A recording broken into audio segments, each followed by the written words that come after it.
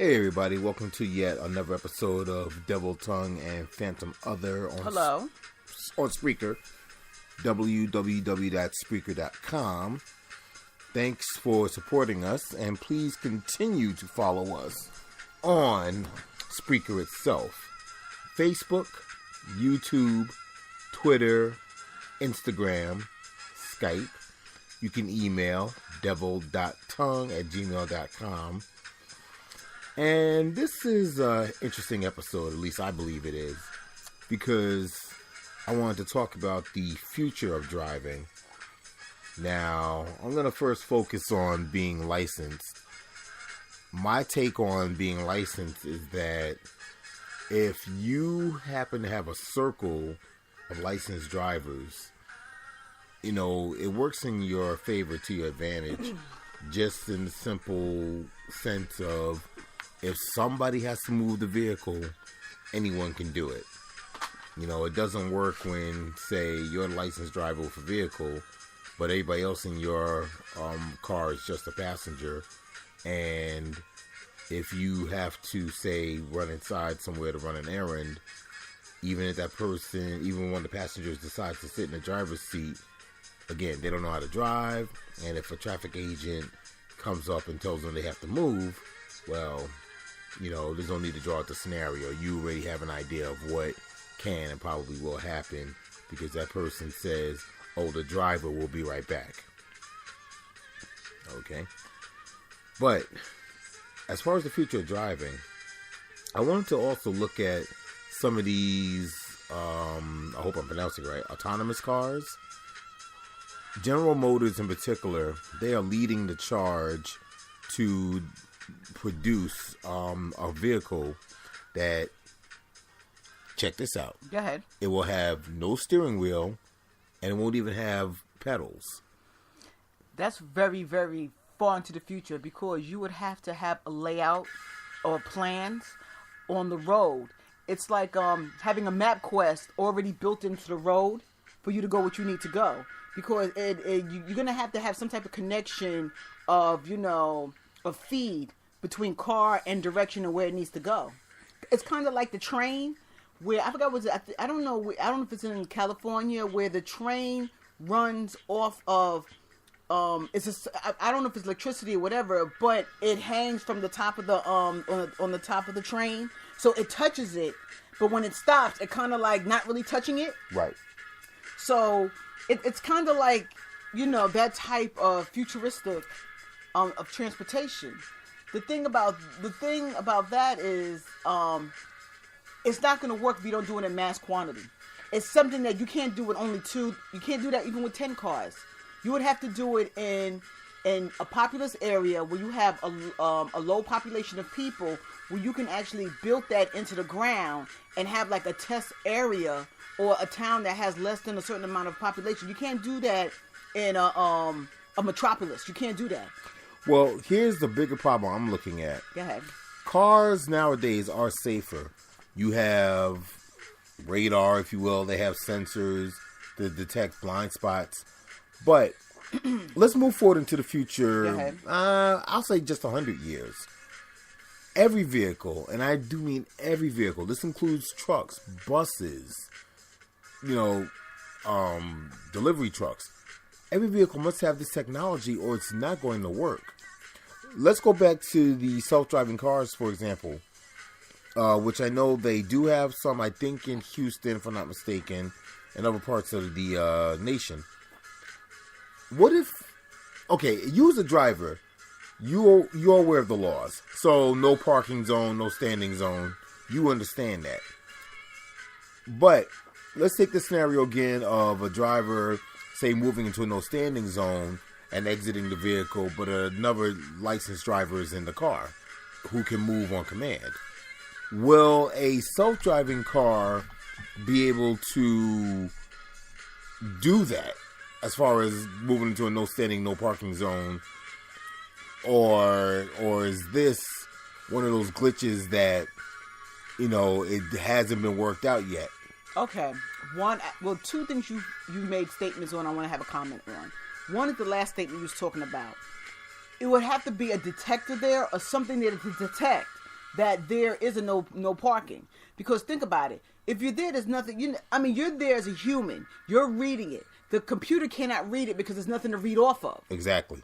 So it's not gonna. It's gonna just go wherever you're gonna go. So it's not gonna say this is not a non-parking, a non-parking or non-standing zone. It's not gonna know that this is a meter area and you need to put money in. It's not gonna know that. The thing that you was talking about, cars are safer today. I would say yes and no. Cars are safer due to technology, meaning that now you have the camera, you have detection, the car in front of you, the airbags and everything like that. But the weird thing is that the cars are made more cheaply. Now, if you kept that same technology on some cars from the 80s and 70s, maybe you'd probably be a little bit more safer from the outside, meaning that without the technology, because you have the hard body, as in compared to now where you have more technology and you have fiberglass. So I'm just saying it's just the vice versa. I'm just playing with, times and the cars of then and now. And when you look at it, because if you play as you say engineer or auto engineer, and you say, hey, if you use today's technology and put that all in a Nova, that'd be a really strong car. Like, think about it. If it was in an accident, I'm not saying Novas was an ugly car, but I'm not saying they were not destructible either. We're talking about steel versus fiberglass. Correct. But I'm just giving you a Nova, just as a car as an example. And if you use the technology, if you had today in a Nova, you get what I'm saying? You would have, I would say a lot of auto bodies would not be in business because the accidents you do have won't sustain the amount of damage as it does today. And you wouldn't have a lot of total cars because due to impact. Now, I'm not saying that there will not be total cars. There will always be total cars. But in certain accidents where, you tap somebody from the back, somebody's bumper's not falling off. Let's take it again for model years because you mentioned the Nova. Right. There's Cutlass Supreme. There's the Grand National. There's one of my favorites, the Monte Carlo. And the way I feel is that you have cars, like nowadays cars have crumple zones. The crumple zones are designed to absorb most of your impact. Correct. And, we're not going to get into the technical part of, how the energy is distributed when you crash, et cetera, et cetera. Right. But I don't know if a car made of steel would, say, have been manufactured with crumple zones. If we were to move forward. What it is? I think it's back in the day, it wasn't called crumple zone. Right. It was called, I guess, cushioning. Okay. Because remember, a lot of bumpers had that impact where they didn't break off, but it didn't actually hit the car either. So, I don't know if they call it now crumple zone. They have new names for the technology. As in back then, they would have said, the cushioning. If somebody hit you from the back, because there's certain cars where it's like, somebody can hit you from the back at 35 miles, but it's not supposed to damage your car. It's supposed to hit the bumper and the force, and I guess due to physics, the force of it hitting the bumper going through the car, but you're not damaging the car itself, so then you don't have to, go to an auto body shop, get the insurance involved when somebody taps you from the back at 35. I've seen some, I'm not going to use the term amazing. I've seen accidents where the driver and passengers have all walked away.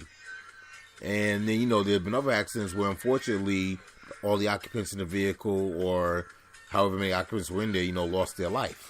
Well, you know what? And this is a sidebar to what you said, and I'm just saying, we're all over the place, and this is my little sidebar.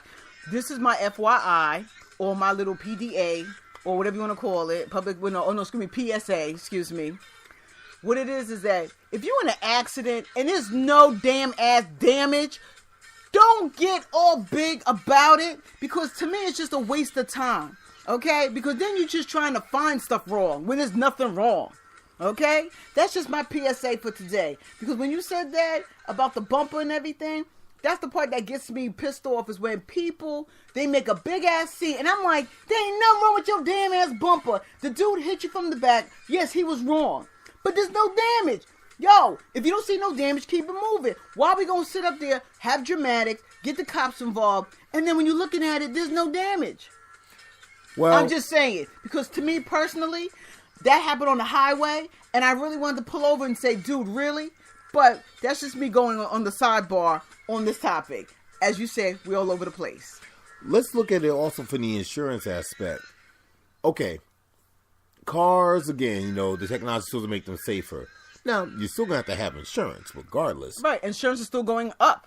Even though supposedly accidents and incidents of accidents are supposed to be going down, supposedly. But what happened is, and also we have all this technology in the car to make the car safer, we're still paying higher insurance. I'm like, what's up with that? See, that's part of the problem. The insurance industry also has to be regulated and come on board with safer vehicles, you know, better premium prices, if you will. Correct. But see, that's where the correlation goes all wrong. Because you have prices of insurance, or no, you have accidents going down, but then you have insurance rates going up. Why is that? Now, don't get me wrong. Yeah, you do have the drivers that are uninsured, suspended, not supposed to be driving, limited driving. Yeah, okay, we have that. But they're not the 90%. They're not even the 95%. So why all of us, you know, we have to pay the penalties for that? You know, because supposedly with the safer cars, okay, excluding the drivers who are bad, we're still paying high. Now, excuse me, I'm going to, you know, reiterate that the technology, in order for this to really be successful, it has to cut across the entire industry. That means oil trucks. That means UPS and FedEx. That means, well, Uber and Lyft. They're regular cars. They're like Toyota, you know, Camrys. But the whole industry has to have new vehicles with this technology, or it won't be successful at all. But you know what it is also, is it going to be cost effective? And the other thing that, you know, the next thing is going to come out, are we going to get tax breaks? That's going to be the next thing. Because if there's an incentive there, it might work. Because then you move people. But if there's no incentive there, people are going to be like this. It's like when they came out with the hybrid car. You know, the incentive was when it first came out, they were giving people mad tax breaks, rebates, all of that. They were getting the car close to not really nothing, but really affordable. Mm-hmm. Now, since it's become somewhat mainstream, they're not giving those tax breaks anymore. So you know what?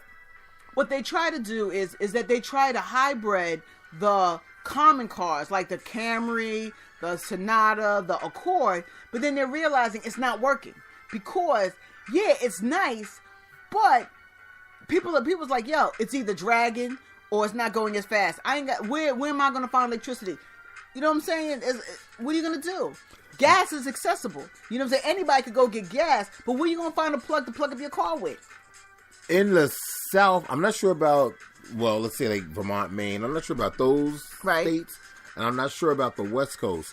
But I know that you have been seeing, like at Rite Aid, Walmart, there are more charging stations, but to me, not enough. No, there's not. So it doesn't you don't make the person really want to go out and buy it, because guess what?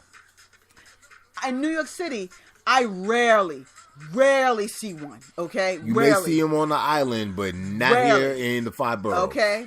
Rarely. And what's funny is that in the neighborhood of Queens, there's one person who owns two electric cars. Now, granted, their property does not have a driveway. They made a driveway. Put the car up in their yard, and you see the charger coming out of the window to charge this car. Okay? That's very interesting. And sidebar, I'll tell you later where it's located. Okay. But it was weird when I saw it. And I said to myself, are you kidding me? Like, really? And I mean, the cars are tiny. They look like smart cars. Like, they're really tiny. So it does fit on their property, even though the property is all connected. It's not what do you call it, detached home? Right. But it's weird how you see this car up on the property, and then you see the big cord coming in there charging it. And I'm saying to myself, you know, when you go to the gas station, you don't see it. You go to the warehouses, you know, like BJ's, Costco's, whatever, you don't see it there either. So how you're making it friendly? Even at the airport, I don't even see it. And the airport is the one major hub where it should be. Right. So my thing is, how you making it friendly? how you saying, hey, this is the way we want you to go, if you're not making it friendly. Very true. Actually, ladies and gentlemen, we have to wrap this episode up. But this is, I was looking for the proper terminology. This is an evergreen topic, so we'll keep discussing it. In any case, thanks for tuning in to And Devil thanks for Tongue. listening. Well, listening. And Phantom Mother. Thank you. I'm sorry. And thank you for listening. Quite all right. We will get with you again as long as you keep getting at us. Thanks a lot.